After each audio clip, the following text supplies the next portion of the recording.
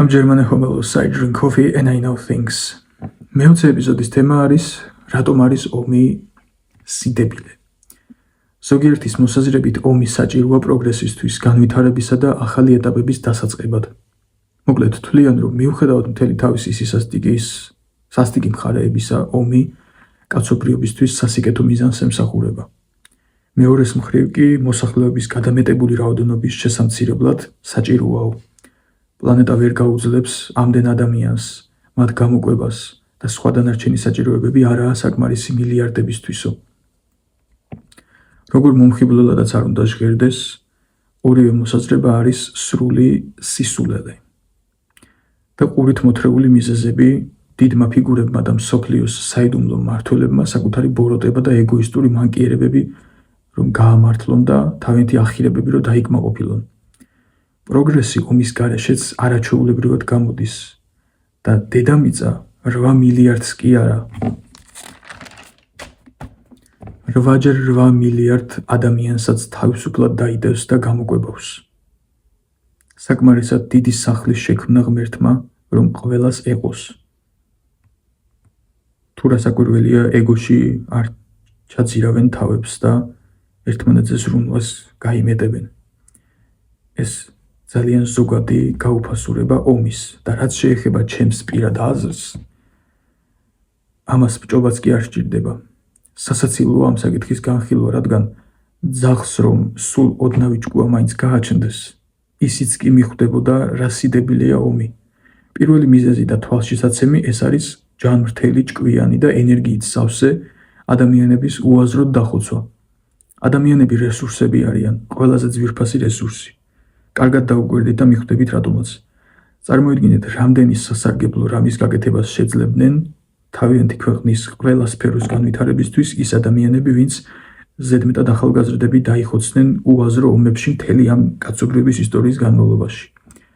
მეორე და ყველაზე უჭკუო შეცდომა და მიზეზი ეს არის დროის ერთმანეთთან ბრძოლაში დაკარგვა. დრო, რომელიც არ ბრუნდება, უკან აღუდგენელი განძია, დროის ისეთ რამეში კარგვა, რაც შენი თავის, შენი ქვეყნის და შემდეგ მსოფლიოს განვითარებას არ ემსახურება, არის სიდებილე. ჩვეულებრივი სიდებილე. როგორც ძალიანაც არ უნდა გწყუროდეს მკვლელობა და რაღაც მატერიალური სიამოვნებების დაპატრონება. მაინც სიდებილია. გავა დრო და შეგვეცოდება ჩვენი თავი. ასეთი სულელები რომ ვიყავით. მესამე ეს არის ფული, რომლითაც რამდენი სასარგებლო საქმის და პროექტის განხორციელება შეიძლება, რომელიც ყველასთვის მომგებიანი იქნება, აბსოლუტურად ყველა ადამიანისთვის.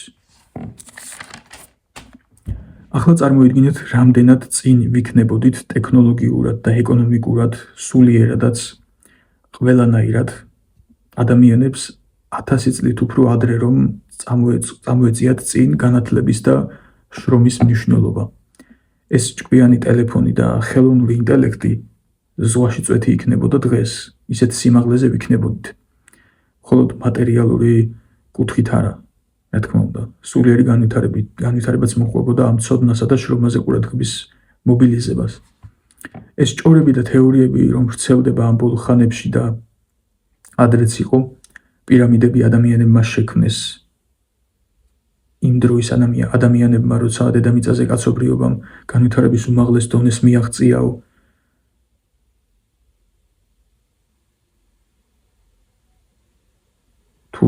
რატომ განადგურდა ეს ცივილიზაცია, ეს უკვე ცალკე დიდი თემაა. თუ მართლა მივედით ოდესღაც ადამიანები ამ ცივილიზაციამდე, ეს როგორ მოხდებოდა? ერთმანეთის დაჭმით, დაუსრულებელი ომებით და ბოროტებით? სიზარმაცით და უინტერესობით? ადამიანების ნიჭისა და შესაძლებლობების არასწორად გამოყენებით და ერთმანეთის უარყოფით? მაინონს შეუძლია აშენოს ცათამბჯენი? ქათამს შეუძლია კამერის გამოგონება? ესე იგი რაღაც მაგარის და დიდებულის შექმნას სჭირდება ცოდნა, აზროვნება, შრომა. და როცა ომი ჰგონია სარგებელი ადამიანს, ვინ არის ის? რა არის? ქათამზე და მაიმუნზე სულელი, ხო? ადამიანი ინტელექტუალი ქმნილება იდეურად. ასე ისურვა ღმერთმა. და ყველაფერი მისცა ადამიანს, რომ რაც შეიძლება ბევრი და ფართო არჩევანი ჰქონოდა რა ეკეთებინა ცხოვრების მანძილზე, ოღონდ არა ომი. ჯანსაღი პროგრესი მხოლოდ მშვიდობას მოაქვს.